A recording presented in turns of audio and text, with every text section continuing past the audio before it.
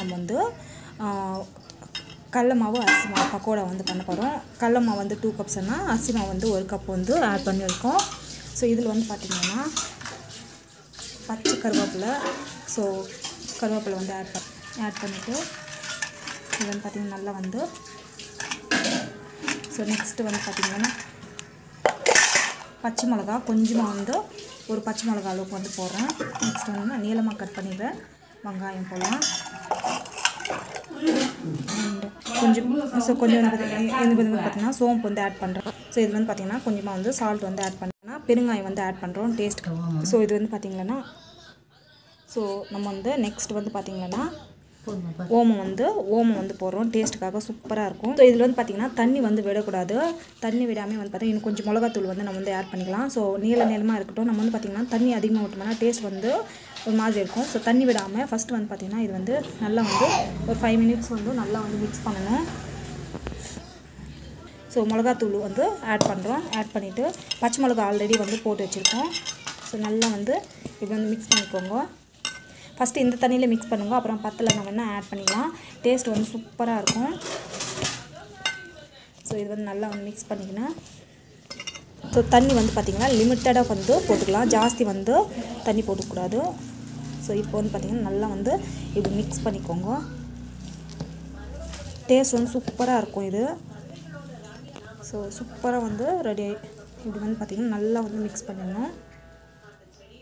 So இது வந்து பார்த்திங்கன்னா ஜஸ்ட் வந்து இப்படி நல்லா வந்து மிக்ஸ் பண்ணிவிட்டு ஸோ நம்ம வந்து பார்த்திங்கன்னா நல்லா வந்து இந்த மாதிரி வந்து பேஞ்சு வச்சுக்கணும். ஸோ இந்த அளவுக்கு வந்து போனால் போதும். இப்போ வந்து பார்த்திங்கன்னா நம்ம பக்கோடா போட்டுறதுக்கு வந்து ரெடி ஆகிடுச்சு. ஒரு 5 மினிட்ஸ் பொறுத்து கொஞ்சம் ஓடின பெருக்கு போட்டுக்கோங்க. சூப்பராக இருக்கும் டேஸ்ட்டு. நல்லா வந்து காயணும். காஞ்சி பெருக்கு நம்ம வந்து பார்த்திங்கன்னாக்கா ஆயில் வந்து நம்மளுக்கு வந்து காஞ்சிச்சு. ஸோ இந்த ஸ்டேஜில் ஸோ இப்படி வந்து பார்த்திங்கன்னா ஸோ இந்த மாதிரி வந்து பக்கோடா வந்து விட்டு கை கொடுக்கு. ஸோ நம்மளுக்கு வந்து பார்த்திங்கன்னா நல்லா வந்து இப்படி போட்டுட்டு ஸோ இது வந்து பார்த்திங்கன்னா நல்லா வந்து பாயில் ஆகணும். ஸோ நம்ம வந்து பார்த்திங்கன்னா ஜஸ்ட் வந்து நல்லா வந்து பாயில் ஆகட்டும்.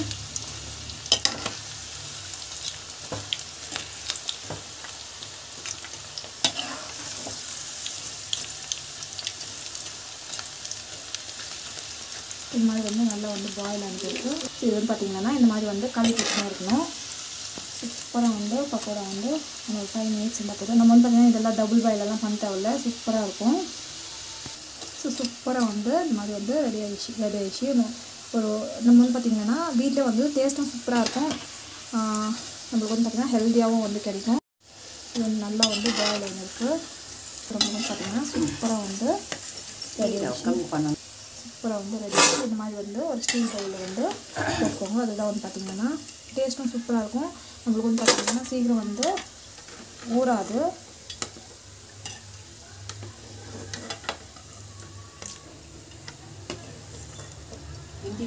நம்மளுக்கு வந்து பார்த்திங்கன்னா பர்ஃபெக்டான பக்கோடா வந்து ரெடி ஆகிடுச்சு. சூப்பராக இருக்கும். டேஸ்ட் வந்து எம்மியாக இருக்கும். ஸோ வீட்டில் வந்து ட்ரை பண்ணுங்கள். ஸோ பாருங்கள் கிறிஸ்பியாக இருக்குது.